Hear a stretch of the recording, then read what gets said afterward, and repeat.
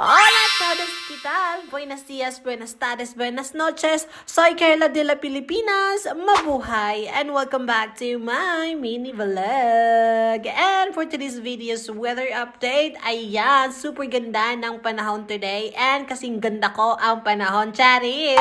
Ayun na nga, ang daming-daming tao today dahil nga ilang araw ng rainy. But today is a beautiful day. At hindi na nga napigilan ng aking jusawa at naglangwi-langwi na nga siya. Ayan na nga siya. Para na nga siyang bata day na excited maligo at mag-swimming. So, inayaan ko na lang siya habang ako ay nag-i-emote. Ayan, emote muna tayo. Pak, pak, pak. Ganda yan, ganda.